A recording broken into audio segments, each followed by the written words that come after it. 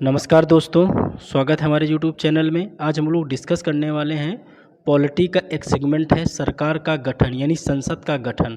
संसद के कुल कितने भाग हैं, संसद के कितने सदन होते हैं, विधायिका क्या है, कार्यपालिका क्या है, न्यायपालिका क्या है, कौन से मंत्री या कौन से महत्वपूर्ण पद विधायिका, न्यायपालिका या फिर कार्यपालिका के अंतर्गत आते हैं, लोकसभा, राज्यसभा, इन सभी मुद्दों को हम लोग यहाँ पे अच्छे से डिस्कशन करने वाले हैं। तो दोस्तों पूरा वीडियो आप देखिएगा, इसका नोट्स बना लीजिएगा। नोट्स बनाने के बाद आप एक दो बार रिवीजन करेंगे, ये पूरी क्लास आपको बेहतर ढंग से कवर हो जाएगी।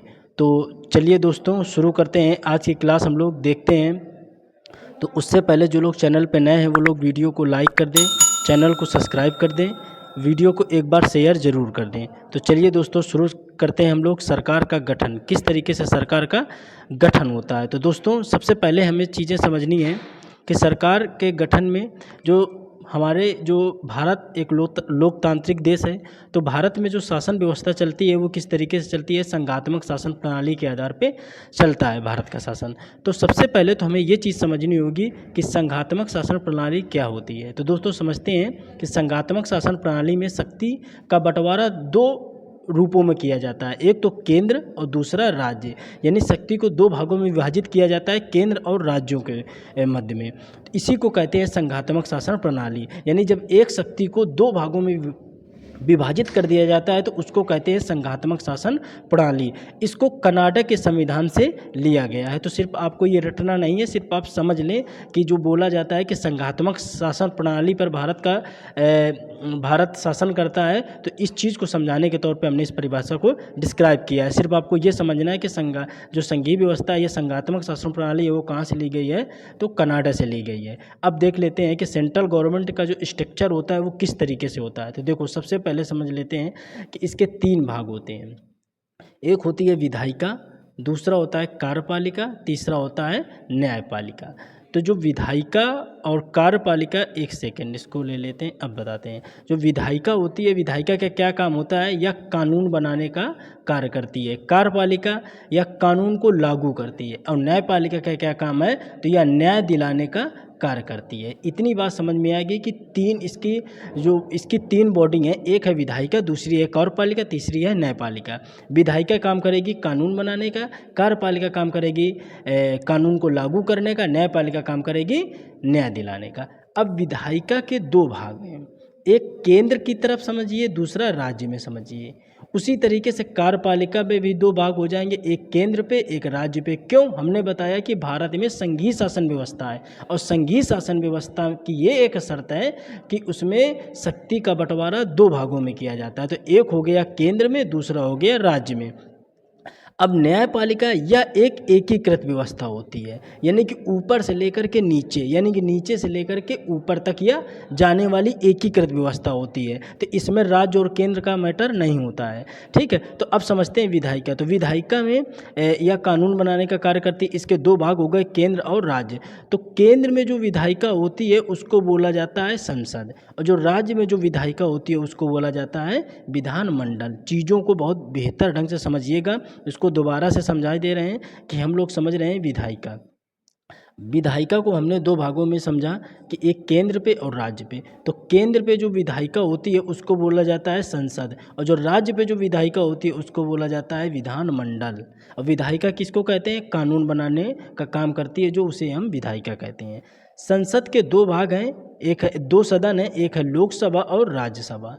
ऐसे विधानमंडल के दो सदन है, एक है विधानसभा और एक है विधान परिषद। तो ये बात समझ में आ गई कि विधायिका वह है जो कानून बनाने का काम करती है, उसे विधायिका कहते हैं। केंद्र में इसी को संसद कहते हैं, राज्य में इसी को विधान मंडल के नाम से जाना जाता है। संसद के दो सदन लोकसभा और राज्यसभा, और विधानमंडल के दो सदन विधानसभा और विधान परिषद। इनको और डिस्क्राइब करेंगे, नीचे आप लोग इसको देखेंगे।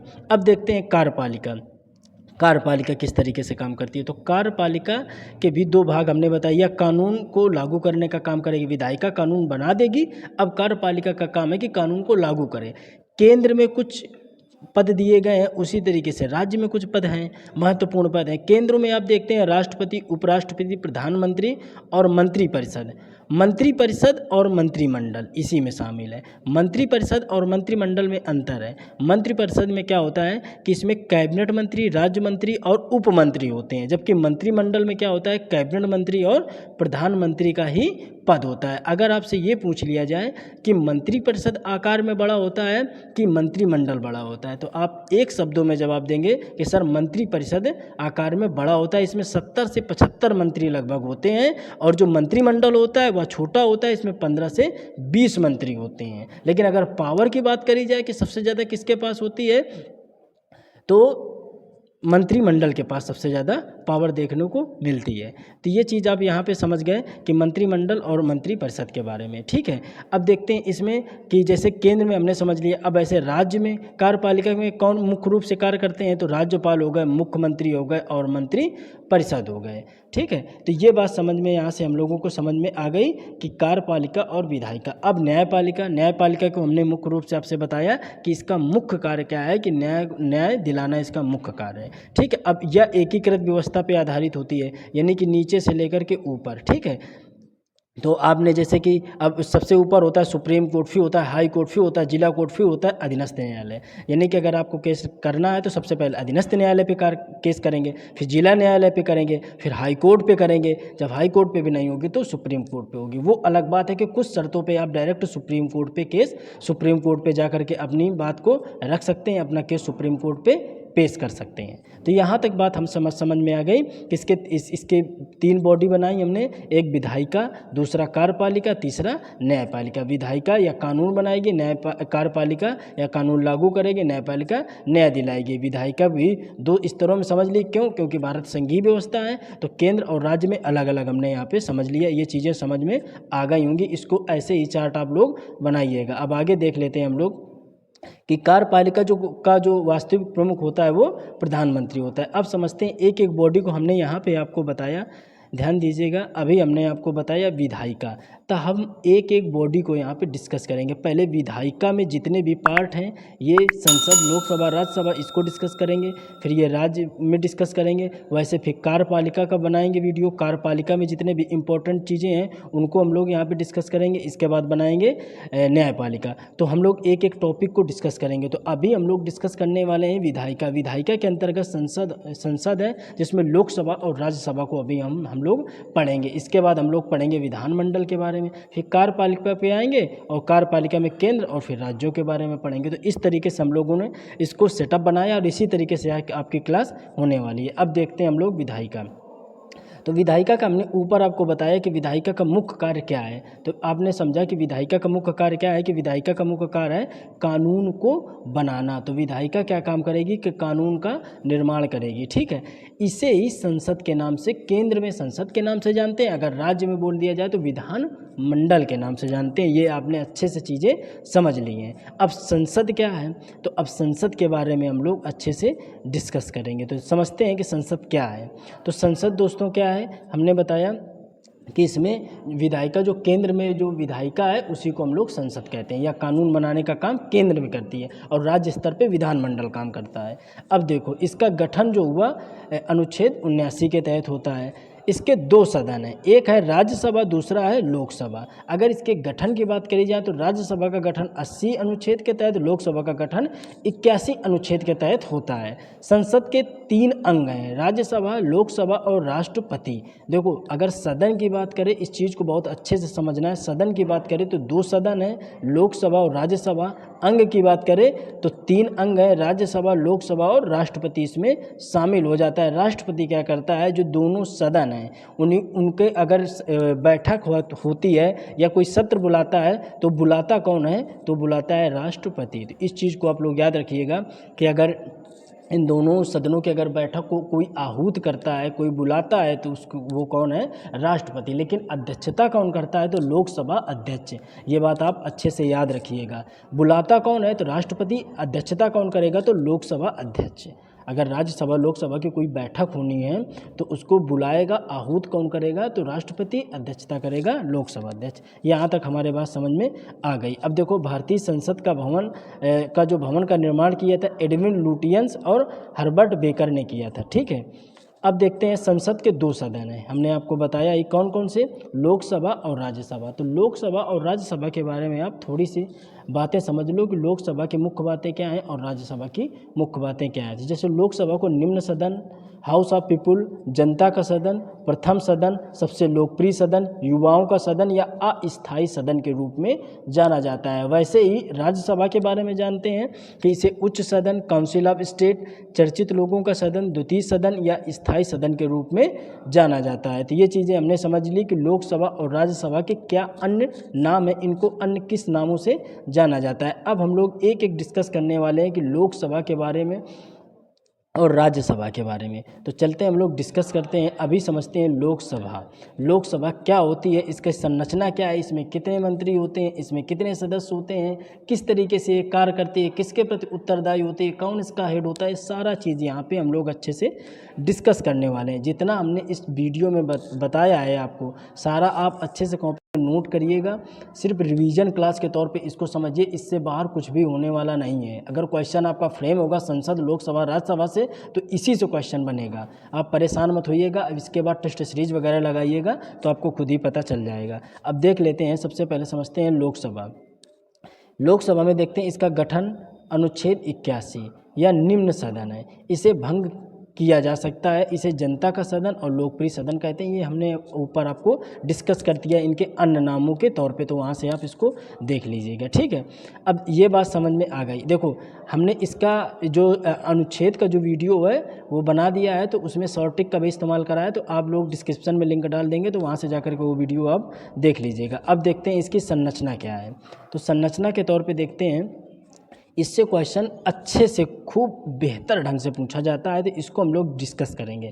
देखो सबसे पहले तो आप समझो कि पहले लोकसभा की सीटें कितनी थी और वर्तमान में सीटें कितनी हैं। तो पहले का मतलब क्या है कि 2019 से पहले, जब 104वां संविधान संशोधन नहीं हुआ था, उससे पहले लोकसभा की कितनी सीटें थी। तो समझते हैं 552 अधिकतम सीटें थी। उसमें से केंद्र शासित या और राज्य और एंग्लो इंडियन, तो केंद्र शासित राज्यों की 550 सीटें थी और 2 एंग्लो इंडियन चुने जाते थे। तो 2 एंग्लो इंडियन चुने जाते थे। तो क्या हुआ कि अब 550 और 2, तो 550 में से भी 530 राज्यों से आते थे और 20 का ये था कि केंद्र शासित प्रदेशों से आएंगे। लेकिन उस समय क्या था, सिर्फ 13 ही केंद्र शासित प्रदेशों से सदस्य आते थे।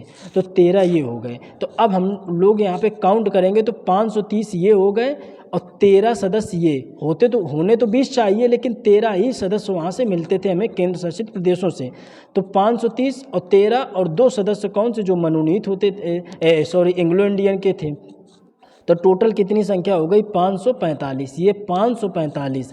अब क्वेश्चन आपसे पूछेगा कि अधिकतम संख्या कितनी थी, तो 552 थी और वर्तमान संख्या कितनी थी, 545 थी। लेकिन ये तब पूछता था जब 2019 से पहले क्वेश्चन आता था, लेकिन अब इसका बदल चुका है। कैसे, 2019 में एक संशोधन हुआ, 104वां संविधान संशोधन, उसमें एंग्लो इंडियन के पद को समाप्त कर दिया गया। जब एंग्लो इंडियन का पद ही समाप्त कर दिया गया, तब उसमें संख्या में बदलाव देखने को मिला। जैसे हम लोग समझते हैं कि एंग्लो इंडियन के 2 सदस्य यहाँ से देख रहे थे, अब इन दोनों सदस्यों की सदस्यता खत्म कर दी, इनका पद ही खत्म कर दिया, तो 2 घटा देंगे तो अब कितना हुआ, 550। तो अधिकतम संख्या पूछे तो कितनी हो जाएगी, 550। तो वर्तमान में ही पूछता है कि वर्तमान में लोकसभा सदस्यों की अधिकतम संख्या कितनी है, तो आप बताएंगे सर 550 है।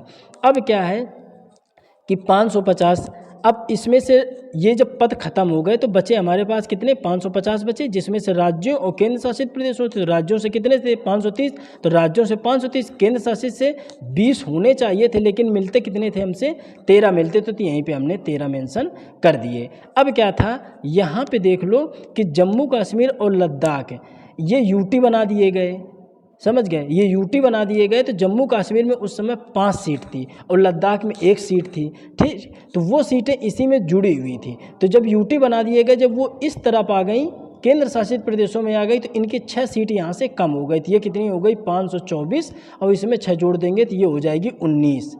बात समझ में आ गई। तो अब इनको सीटों को काउंट कर लिया जाए तो 524 और 19 बराबर 543 सीटें। तो अगर आपसे ये पूछ लिया जाए कि वर्तमान में लोकसभा में अधिकतम सीटों की संख्या कितनी है, तो 550 है। और अगर आपसे ये पूछे कि इस वर्तमान लोकसभा में वर्तमान में सीटों की संख्या कितनी है, तो 543 है। कैसे बताएंगे सर, 524 राज्यों से है और 19 सीटें किससे हैं, केंद्र शासित प्रदेशों से है। क्यों, एंग्लो इंडियन का पद यहाँ पे समाप्त कर दिया गया था। तो ये बात शायद आप लोगों के अच्छे से समझ में आ गई होगी। अब हम लोग आगे देखते हैं लोकसभा में सदस्यों का चयन कैसे होता है। तो लोकसभा में सदस्यों का जो चयन होता है, प्रत्यक्ष चुनाव होता है, सार्वभौमिक मताधिकार द्वारा होता है, और first past the post system, यानी कि पहले आओ और पहले ले जाओ, यानी कि प्रथम आओ और पहले सीट ले जाओ। यानी कि अगर आप प्रथम, उसमें मत नहीं देखे जाते हैं कि आप कितने मतों से विजयी हुए हैं, ये चीज़ काउंट नहीं करी जाती है। आपने सीट जीती है, आप प्रथम आए हैं, तो आप हकदार हैं लोकसभा सदस्य बनने के, इसी का ये मतलब है। तो बात समझ में आ गई। तो किस तरीके से होता है, प्रत्यक्ष चुनाव होता है, सार्वभौमिक मताधिकार। सार्वभौमिक मताधिकार का क्या मतलब होता है कि यानी कि आप 18 साल आपकी उम्र हो चुकी है तो आप वोट देने के लायक हैं, आप वोट कर सकते हैं। ठीक है, तो ये चीज़ हो गई। अब देख लेते हैं योग्यता। योग्यता क्या होती है, कार्यकाल इसका क्या होता है। तो योग्यता में भारत का नागरिक होना चाहिए, 25 वर्ष की आयु पूरी कर चुका हो, किसी के लाभ के पद पर न हो और मानसिक रूप से स्वस्थ हो। ठीक है, तो ये योग्यता के रूप में हम लोग यहाँ पे देखते हैं। कार्यकाल इसका देखें तो कार्यकाल इसका 5 वर्ष का होता है, लेकिन यदि लोकसभा बहुमत खो देती है तो यह समय से पहले भी भंग हो जाएगी। जैसे अभी वर्तमान की स्थिति 2024 की स्थिति क्या है कि अभी बीजेपी की सरकार बनी है, जनता पार्टी बीजेपी की सरकार बनी है।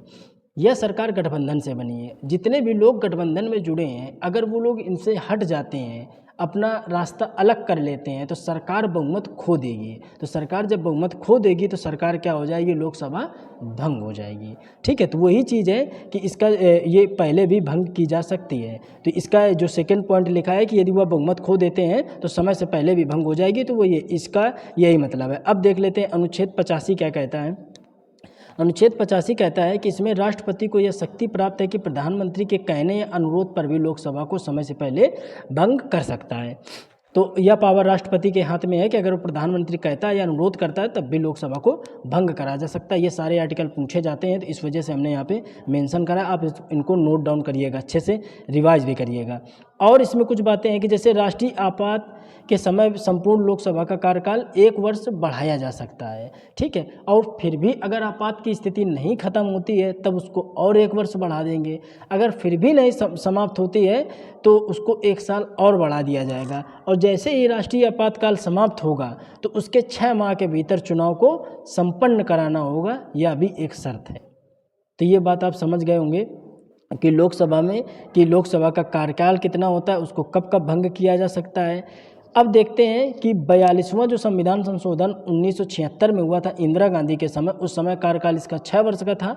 लेकिन जब 44वां संविधान संशोधन 1978 जब मोरारजी देसाई की सरकार थी तब उसका कार्यकाल 5 वर्ष का फिर से कर दिया गया था। तो ये पॉइंट याद रखिएगा। वैसे लोकसभा का कार्यकाल कितना होता है, 5 वर्ष का। अगर लेकिन ये पूछ लिया जाए कि किसके समय में 6 वर्ष का था, तो इंदिरा गांधी के समय में किस संविधान संशोधन द्वारा किया गया था, तो 42वें संविधान संशोधन 1976 के द्वारा। पुनः उसको 5 वर्ष का किस संविधान संशोधन द्वारा किया गया, तो 44वें संविधान संशोधन अधिनियम 1978 मोरारजी देसाई की सरकार में किया गया था। ये चीज़ें समझ में आ गई। अब समझते हैं लोकसभा अध्यक्ष और उपाध्यक्ष कैसे चुने जाते हैं। तो देखो, लोकसभा अध्यक्ष और उपाध्यक्ष का जो चुनाव होता है, इन दोनों का जो चयन लोकसभा सदस्यों के बीच में ही होता है। जैसे अभी वर्तमान में हमने 543 सीटें बताई, तो 543 सीटों में ही एक अध्यक्ष बनाया जाएगा और एक उपाध्यक्ष बनाया जाएगा। ये बात समझ में आ गई होगी। इनका वर्णन अनुच्छेद 93 से 97 के बीच में अध्यक्ष और उपाध्यक्ष का मिलता है। कोई भी विधेयक धन विधेयक है या नहीं, यह कौन तय करेगा, लोकसभा का अध्यक्ष ही घोषित करता है। ये चीज़ आप समझ गए होंगे। अब देखते हैं कुछ आरक्षण का भी प्रावधान लोकसभा में है। जैसे अनुच्छेद 330 में लोकसभा में एससी की 84 सीटें, एसटी की 47 सीटें शामिल करी गई हैं। किसमें, लोकसभा सदस्यों में। जो 543 सदस्य हैं इनमें से 80 सदस्य होंगे एससी के और एसटी के 47 सदस्य होंगे। यह बात किसमें कही गई है, अनुच्छेद 330 में। अनुच्छेद 331 में क्या थी, तो जो 2 एंग्लो इंडियन के पद थे वो किसमें थे, अनुच्छेद 331 में थे। तो ये चीज़ आपके शायद समझ में अच्छे से आ गई होगी। अब देखते हैं हम लोग आगे कुछ लोकसभा से संबंधित कुछ महत्वपूर्ण फैक्ट है। जैसे किसी भी नेता को विपक्ष का नेता तभी लोकसभा मानती है जब उस पार्टी ने कुल सीटों का 1/10 सीट कम से कम लोकसभा में प्राप्त कर ली हो, तब उसको विपक्ष का नेता लोकसभा उसको मान लेती है। आगे अगला पॉइंट है, संसद के दोनों सदनों में किसी में भी यानी कि लोकसभा और राज्यसभा की बात कर रहे हैं कि संसद के दोनों सदनों यानी लोकसभा और राज्यसभा में अगर बैठक होनी है तब उस सदन के कुल सदस्य संख्या का 1/10 सदस्य होने चाहिए, तभी बैठक वैलिड होगी, नहीं तो बैठक नहीं संपन्न होगी। इसी को कोरम कहते हैं। इस बात को हम लोग अच्छे से समझते हैं। कैसे कि जैसे मान लो कि 543 सीटें लोकसभा की हैं। अभी कितनी है? 543 सीटें लोकसभा की हैं। ठीक है, 543 सीटें। अब लोकसभा की कोई बैठक संपन्न होनी है तो 1/10 सदस्य होने चाहिए, यानी कि 543 का आप 1/10 सदस्य निकालेंगे, यानी कि लगभग 55 सदस्य आपके पास होनी चाहिए, तभी लोकसभा की बैठक संपन्न होगी, अन्यथा नहीं होगी। इसी शब्द को एक टेक्निकल टर्म के रूप में कोरम या गणपूर्ति कहा जाता है। सीधी सी बात आपने समझ ली। ऐसे राज्यसभा के लिए है कि अगर राज्यसभा की कोई बैठक होनी है, राज्यसभा में जितने सदस्य हैं उसके 1/10 सदस्य मिनिमम उपलब्ध होने चाहिए, अगर नहीं है तो बैठक संपन्न नहीं होगी। ठीक है, इसी को कोरम के नाम से जाना जाता है। अगला पॉइंट देखते हैं कि संसद के किसी भी सदन में उसका सदस्य यदि बिना सूचित किए 60 दिनों तक अनुपस्थित रहता है तो उसे पद से हटा दिया जाता है। तो इस बात का कहने का मतलब है कि अगर कोई भी सांसद अगर 60 दिनों तक बिना लोकसभा में बिना बताए अगर वो गायब है, उपस्थित नहीं हो रहा है, तो उसकी लोकसभा की सदस्यता समाप्त कर दी जाएगी। यह बात अगर टर्म है उसमें 60 दिनों तक उसको अनुपस्थित अगर रहता है तो उसको लोकसभा की सदस्यता उसकी समाप्त कर दी जाएगी। यह बात इसमें बताई गई है। अब देख लेते हैं अगला पॉइंट क्या है कि धन विधेयक लोकसभा में ही पहले पेश होता है। तो धन विधेयक जो पेश होगा कहाँ पे होगा? तो सबसे पहले लोकसभा में होगा, फिर राज्यसभा जाएगा। अगर राज्यसभा उसको 14 दिन तक जवाब नहीं देता है, पारित नहीं करता है, तो स्वतः ही अपने आप पारित हो जाता है। तो धन विधेयक सबसे पहले कहाँ पेश होगा? तो लोकसभा में होगा, फिर इसके बाद राज्यसभा जाता है। ये बात आपने अच्छे से समझ ली। अब देख लेते हैं, किसी भी चुनाव में उम्मीदवार को कुल वैध मतों का 1/6 मत प्राप्त करना होता है। अगर ऐसा नहीं होता तो उसकी जमानत को जब्त कर लिया जाता है। यह बात आप समझ गए होंगे कि अगर जैसे कि मान लो कोई वोटिंग हुई, ठीक है, अब जितने वैध मत पड़े हैं उसमें तो उसका 1/6 मत उम्मीदवार को प्राप्त करना होता है। अगर 1/6 मत वो प्राप्त नहीं करता है तो उसकी जमानत राशि जो जमा की जाती है वो जब्त कर ली जाती है। ठीक है, तो ये बात आप लोग समझ गए कि जितने भी लोकसभा से संबंधित इम्पोर्टेंट पॉइंट थे, ये जो नोट में लिखे हैं, इनको आप अच्छे से याद करिएगा, अच्छे से इनको रिवाइज करिएगा। ये वाला जो पॉइंट था अभी आपको बता दें लोकसभा में धन विधेयक का, तो ये क्वेश्चन अभी यूपीएससी वाले पेपर में जो अभी हुआ है यूपीएससी का पेपर, तो इसमें पूछा गया था। तो आप लोग अच्छे से इसको नोट करिएगा और अच्छे से रिवाइज करिएगा। अब देख लेते हैं राज्यसभा के बारे में। तो राज्यसभा के बारे में क्या मुख्य पॉइंट हैं, कैसे क्वेश्चन इसमें राज्यसभा से पूछता है। तो सबसे पहले समझते हैं कि राज्यसभा, इसके गठन का जो वर्णन है अनुच्छेद 80 में है। इसको स्थायी सदन, इसको उच्च सदन, इसे विशेषज्ञों का सदन के नाम से जाना जाता है। अन्य नाम जो भी हैं इसके हमने ऊपर आपको बता दिया है, उनसे भी आप लोग इसको नोट करिएगा। ठीक है, तो गठन इसका अनुच्छेद 80, स्थायी सदन कहते हैं, उच्च सदन कहते हैं और इसे विशेषज्ञों का सदन कहते हैं। इसे भंग नहीं किया जा सकता है। भंग किसको किया जा सकता है?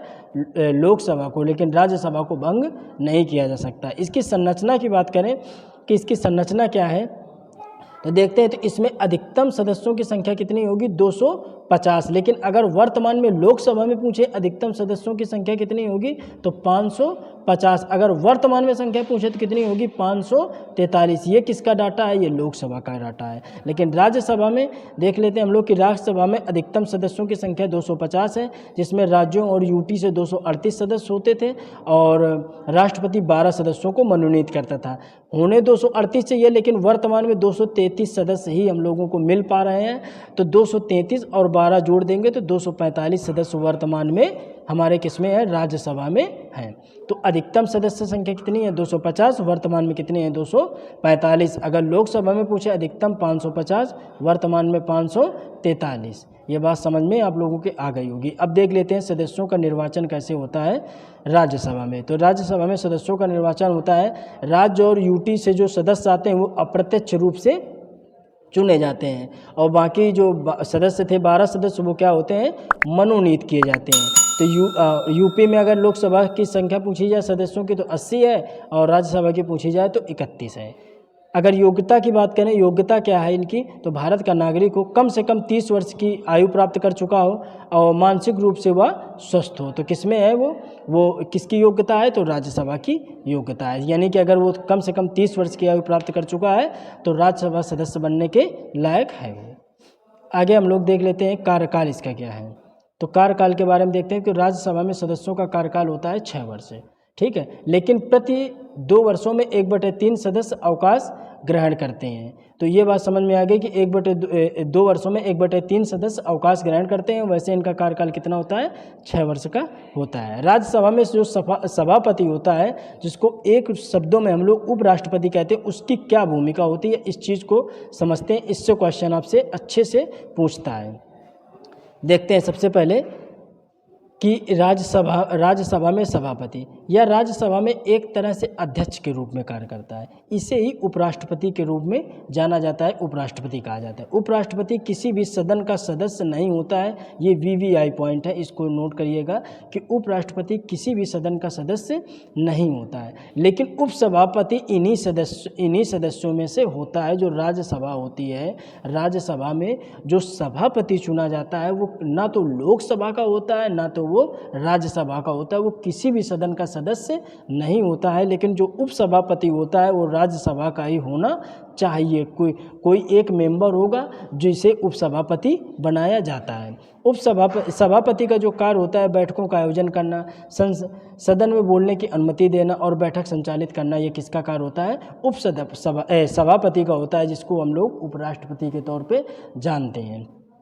अब हम लोग देख लेते हैं राज्यसभा का कुछ जो विशेष पॉइंट है राज्यसभा से संबंधित, उनको भी हम लोग यहाँ पे देख लेते हैं। अनुच्छेद 249 में यदि राज्यसभा 2/3 बहुमत से पारित कर देता है, अनुच्छेद 249 क्या कहता है कि यदि राज्यसभा 2/3 बहुमत से पारित कर दे और बोले कि कोई भी विषय को अगर 2/3 बहुमत से पारित कर देता है और बोले कि यह विषय राष्ट्रीय महत्व का विषय है, तो इसमें केंद्र सरकार तुरंत क्या करेगी, कानून बना सकती है।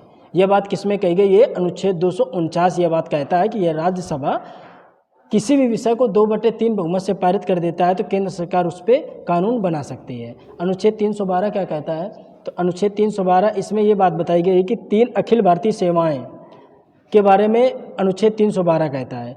3 अखिल भारतीय सेवाएं कौन सी हैं, तो एक है IAS, एक है IPS, एक है IFS। IFS का मतलब इंडियन फॉरेस्ट सर्विस से है, ना कि फॉरेन सर्विस से। अब इसी में यानी कि किसी भी अखिल भारतीय सेवा, अगर किसी भी सेवा को अखिल भारतीय सेवा का दर्जा देना है तो राज्यसभा उसे 2/3 बहुमत से पारित करेगा। अगर उसे पारित कर देता है तो फिर वह राज्यसभा अखिल भारतीय सेवा बनने के लिए आगे उसमें प्रोसीड हो जाएगा। तो उसमें सबसे पहले जो जिसकी अनुमति होनी चाहिए वो किसकी होनी चाहिए, राज्यसभा की होनी चाहिए। उसमें कितने मेंबर, कम से कम 2/3 मेंबर उसमें होने चाहिए जो सहमति दिखाएं कि नहीं इसको अखिल भारतीय सेवा का दर्जा दिया जाना चाहिए। यह बात शायद आप लोगों के समझ में आ गई होगी। अब देख लेते हैं आगे उपराष्ट्रपति पर, देखते हैं हम लोग आगे कि उपराष्ट्रपति पर महाभियोग प्रक्रिया राज्यसभा से प्रारंभ होगी, लेकिन राष्ट्रपति पर महाभियोग की प्रक्रिया लोकसभा या राज्यसभा किसी भी सदन से प्रारंभ की जा सकती है। यानी ये बात आप लोग समझ गए होंगे कि अगर उपराष्ट्रपति पर महाभियोग चलाना है तो सिर्फ राज्यसभा से ही चलाया जाएगा, लेकिन अगर राष्ट्रपति पर महाभियोग चलाना है तो आप लोकसभा से प्रारंभ कर सकते हैं या फिर राज्यसभा से किसी भी सदन से इसको प्रारंभ कर सकते हैं। देखो, धन विधेयक हमेशा सबसे पहले लोकसभा में पेश होगा, बाद में राज्यसभा में 14 दिन के लिए पेश किया जाता है। यदि राज्यसभा इसे 14 दिन तक पारित नहीं करता है तो यह स्वतः ही पारित हो जाएगा। यह पॉइंट हमने ऊपर आपको बताया था। तो ये बात आप शायद अच्छे से समझ गए होंगे कि धन विधेयक सबसे पहले कहाँ पेश किया जाएगा, लोकसभा में, बाद में राज्यसभा में 14 दिनों के लिए पेश किया जाता है। अगर राज्यसभा इसे 14 दिन के लिए अपने पास रख लेता है और इसको पारित नहीं करता है तो स्वतः ही पारित हो जाता है। अब देख लेते हैं हम लोग राज्यसभा और लोकसभा की सीटें। जितना भी राज्यसभा और लोकसभा से इम्पोर्टेंट फैक्ट था, कॉन्सेप्ट था, सब कुछ हमने इसमें सम्मिलित कर दिया है। इससे बाहर आप कुछ भी मत पढ़िए, सिर्फ रिवीजन करिए और इसको अच्छे से टेस्ट वगैरह टेस्ट सीरीज करिए या फिर क्विज वगैरह लगाइए। आप सारे क्वेश्चन यहीं से टिकल कर लेंगे, परेशान मत होइए। अब देख लेते हैं हम लोग यहाँ पे राज्यसभा और लोकसभा की सीटें। इससे भी क्वेश्चन यूपी पीसीएस और आरओ और वनडे एग्जाम में खूब पूछता है। मैचिंग के लिए कभी कभी दे देता है, कभी डायरेक्ट क्वेश्चन दे देता है। तो समझते हैं कि राज्यसभा की जो सीटें हैं, उत्तर प्रदेश में 31 सीटें, महाराष्ट्र में 19 सीटें, तमिलनाडु में 18, पश्चिम बंगाल 16, बिहार 16, कर्नाटक 12, मध्य प्रदेश, गुजरात और आंध्र प्रदेश में 11 सीटें हैं राज्यसभा की। राजस्थान और उड़ीसा में 10 सीटें राज्यसभा की हैं। अब देख लेते हैं केरल में, अगर राज्यसभा की सीटें देखी जाएं तो केरल में देखते हैं हम लोग तो 9 सीटें, तेलंगाना, पंजाब और असम में 7 सीटें, झारखंड में 6 सीटें, छत्तीसगढ़, हरियाणा में 5 सीटें राज्यसभा की, जम्मू कश्मीर में 4 सीटें हैं, हिमाचल प्रदेश और दिल्ली में टोटल 3 सीटें हैं। मणिपुर, मेघालय, सिक्किम, मिजोरम, नागालैंड, पांडिचेरी और अरुणाचल प्रदेश में एक सीट राज्यसभा की देखने को मिलती है। अब हम लोग देख लेते हैं लोकसभा की सीटें। लोकसभा की सीटें सबसे पहले देखते हैं। उत्तर प्रदेश में 80 सीटें हैं, महाराष्ट्र में 48 सीटें हैं, पश्चिम बंगाल में 42 सीटें हैं, बिहार में 40 सीटें, तमिलनाडु में 39, मध्य प्रदेश में 29, कर्नाटक में 28, गुजरात में 26, राजस्थान और आंध्र प्रदेश में 25 सीटें हैं, उड़ीसा में 21, केरल में 20, तेलंगाना में 17 और असम, झारखंड में 14 सीटें हैं। इसी में आगे देखते हैं अरुणाचल प्रदेश, त्रिपुरा, गोवा, मणिपुर, मेघालय, दादरा नगर हवेली, इसमें 2-2 सीटें लोकसभा की हैं। और अंडमान निकोबार, लद्दाख, पांडिचेरी, मिजोरम, लद्दाख, सिक्किम और लक्षद्वीप, इसमें एक सीटें किसकी हैं? लोकसभा की हैं। तो पूरा जितना भी मैटर आपको लोकसभा और राज्यसभा से चाहिए था, सारा मैटर हमने एक ही जगह पे आप लोगों को उपलब्ध करा दिया है। सब कुछ यहीं से आप इसको नोट करेंगे, इसके बाद आप रिवाइज करेंगे, सभी क्वेश्चन आसानी से आप हल कर लेंगे। आप प्रीवियस ईयर क्वेश्चन पेपर लगाइए, क्योंकि इसमें हमने घटना चक्र और लूसेंट दोनों का प्रीवियस ईयर क्वेश्चन पेपर सम्मिलित कर दिया है, ताकि आप अगर सॉल्व भी करें तो आसानी से सारी चीज़ें व्यवस्थित हो जाए, आसानी से क्वेश्चनों को आप हल कर सकें। तो दोस्तों, कैसा लगा वीडियो? अगर वीडियो अच्छा लगा है तो चैनल को सब्सक्राइब जरूर करें, एक बार वीडियो को शेयर जरूर कर दें। मिलते हैं अगले वीडियो में। जय हिंद, जय भारत।